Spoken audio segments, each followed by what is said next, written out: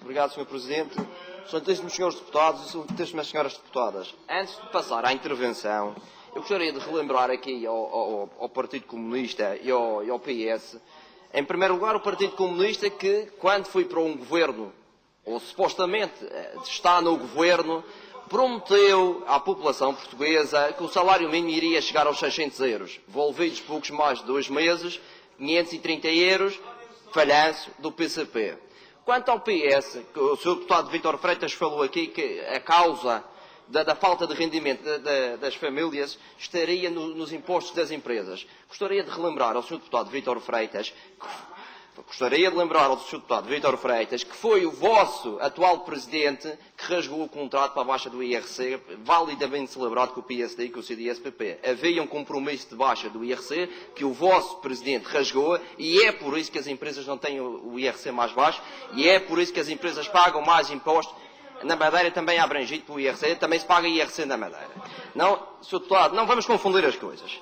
Excelentíssimo Sr. Presidente, excelentíssimos senhoras e senhores deputados, estamos neste momento a discutir uma proposta de decreto legislativo regional da autoria do Governo Regional e um projeto de decreto legislativo regional do Bloco de Esquerda, sendo que pretendem ambos legislar sobre a retribuição mínima garantida a vigorar na região autónoma da Madeira. A retribuição mínima garantida tem como primordial fim o fixar de um valor mínimo a ser recebido por todos os portugueses em resultado do seu trabalho. É o salário mínimo que, uma vez fixado, servirá de referencial a outros rendimentos e prestações. Como ponto prévio, o Grupo Parlamentar do PSD sublinha que sempre defendeu e defende todas as políticas necessárias ao aumento da empregabilidade e do rendimento disponível nas famílias. Políticas que terão que ser sempre enquadradas num quadro de sustentabilidade financeira e económica que permita a concretização de tal desidrato ao longo do tempo na esfera das entidades privadas e na esfera das entidades públicas ou de participação públicas por eles abrangidas. Excelentíssimo Sr. Presidente, senhoras e senhores deputados, o PSD sempre teve em consideração a necessidade de melhorar as condições remuneratórias dos trabalhadores mais desfavorecidos. E foi com esse primordial desidrato que, desde 1987 até à presente data, foi criado o acréscimo regional aos montantes da retribuição mínima estipulada anualmente para o território nacional. Senhores deputados, entendeu o PSD então, como entende agora, que em respeito à linha da preocupação social e económica que sempre defendeu, deve existir um acréscimo à retribuição mensal mínima fixada a nível nacional, de modo a que sejam atenuados os custos de insularidade que afetam particularmente os trabalhadores que oferem menores níveis de remuneração. Já no ano transacto, vigorou, mesmo durante o programa de ajustamento, um acréscimo de 2% sobre a retribuição mínima nacional, valor que vigorou também em anos antecedentes. O valor de acréscimo de 2% tem a capacidade de manter a racionalidade económica que a conjuntura atual exige face aos objetivos de competitividade da economia e do seu essencial reforço de coesão social.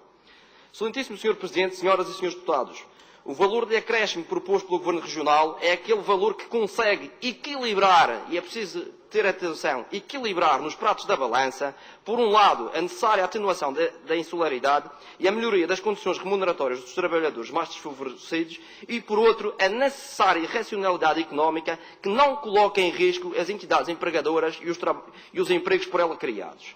Só com valores de acréscimos à retribuição mínima nacional razoáveis e suportáveis por todos é que se conseguirá manter e reforçar a coesão social.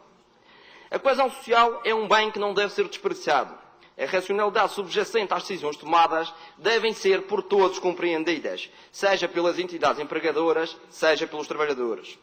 Excelentíssimo Sr. Presidente, senhoras e senhores deputados, como podem as entidades empregadoras e os trabalhadores compreender que um partido, no caso o Bloco de Esquerda, tenha trazido no transacto mês de novembro de 2015, há 2 meses, um projeto de resolução a recomendar ao Governo que fosse fixado o salário mínimo a vigorar na região autónoma da Madeira em 545 euros. E agora, envolvidos apenas 2 meses, o valor adequado a vigorar na região já seja de 556,50.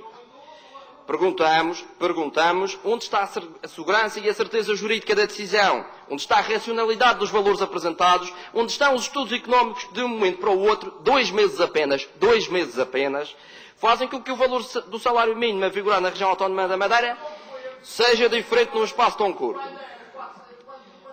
Excelentíssimo Sr. Presidente, senhoras e senhores deputados, não podemos brincar assim com as pessoas e com as entidades abrangidas pelos diplomas que pretendem trazer a esta Assembleia.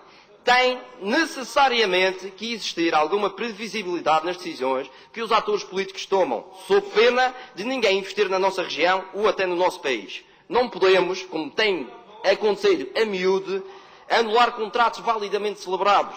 Não podemos lançar números para o ar, como foi a questão dos 600 euros de salário mínimo proposto pela PCP para chegar ao Governo. É preciso que se diga que foi assim que tentaram convencer as pessoas para chegar ao Governo. Se os mesmos não tiverem qualquer impacto económico, financeiro e social. Excelentíssimo Sr. Presidente, senhoras e senhores deputados, resulta inclusive dos pareceres recepcionados que o valor proposto pelo Governo Regional é aquele que efetivamente consegue ponderar com adequação a necessidade do aumento da retribuição mensal a vigorar na região, com a necessária sustentabilidade das finanças das entidades empregadoras. Assim é com os parceiros da UGT, Sintap, ACIF e ACICOM. Tenhamos em atenção que estamos a falar de duas associações de entidades patronais e de dois sindicatos afetos aos trabalhadores. Todos, no seu conjunto, destes quatro, estão de acordo com tendo a UGT que propõe 3%, é 1% acima de... A USAM, na verdade, é a única que não só concorda com a retribuição mínima fixada a nível nacional, como ainda considera que sobre esse valor deveria vigorar um acréscimo regional de 5%. A USAM entende, na senda da linha do PCP e da CDU, que deveria ser os 600 euros, mais os 5%. É coincidência. Excelentíssimo Sr. Presidente, senhoras e senhores deputados, o valor do salário mínimo proposto pelo Bloco de Esquerda não permite o reforço da coesão social existente. O valor proposto, face às exigências de racionalidade e de manutenção dos postos de trabalho, não é condizente com a necessária paz social que tem que existir entre as entidades empregadoras e empregados.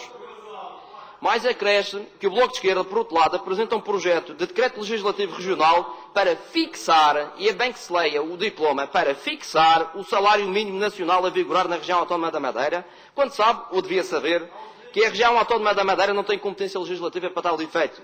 A Assembleia Legislativa da Madeira não fixa o salário mínimo nacional. O salário mínimo nacional é fixado a nível nacional. E o diploma do Bloco de Esquerda fixa o salário mínimo nacional a vigorar na Madeira. A região pode majorar o salário mínimo nacional, e já o fez, mas não pode ela própria fixar o salário mínimo nacional a vigorar na região, como não o faz com a proposta de decreto legislativo regional. E tanto assim é que o Tribunal Constitucional já declarou inconstitucional com força obrigatória geral, através do Acórdão 170/90 de 27 de junho de diplomas análogos. O Bloco de Esquerda, mais uma vez, não cuidou de saber quais os reais impactos do aumento do salário mínimo recomendado nas entidades por ele abrangidas. Mais uma vez, o Bloco de Esquerda, já após o seu projeto de resolução de novembro de 2015, apresentado nesta Casa, trouxe-nos um projeto de decreto legislativo regional, sem ter o cuidado de saber se o aumento proposto é válido, legal, financeiro e economicamente. Espanta-nos ainda que, sendo o Bloco de Esquerda um partido da troika oculta que governa sem estar a governar, não tenha conseguido, a nível nacional, aumentar o salário mínimo para valores próximos dos 600 euros, como era proposto pela CDU e o PCP, mas que venha, ainda que em outra sede, e com um partido que legitimamente governa, tentar obter o mesmo efeito.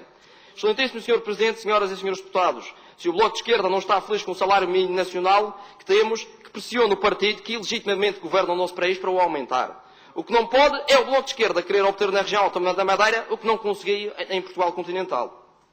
Excelentíssimo Sr. Presidente, senhoras e senhores deputados, julgamos que, face à situação económica e financeira que atualmente se vive, é recomendável alguma prudência na adoção de diplomas que acarretem criação de nova despesa pública e privada, pois o mesmo implicará eventuais despesas permanentes nas entidades por eles abrangidas.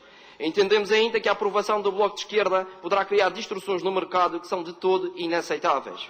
Face ao exposto, e porque entendemos que o diploma do Bloco de Esquerda apresentado poderá estar ferido em inconstitucionalidade, já declarada em casos análogos, quer porque se entende que o aumento recomendado devia sempre resultar de uma maior avaliação e de uma devida e correta interpretação de todos os impactos financeiros, económicos e legais, que a eventual aprovação do diploma criará nas finanças públicas e nas entidades privadas que teriam que sujeitar ao mesmo, o voto do PSD em relação a este projeto de decreto legislativo regional do Bloco de Esquerda só poderá ser desfavorável ao mesmo.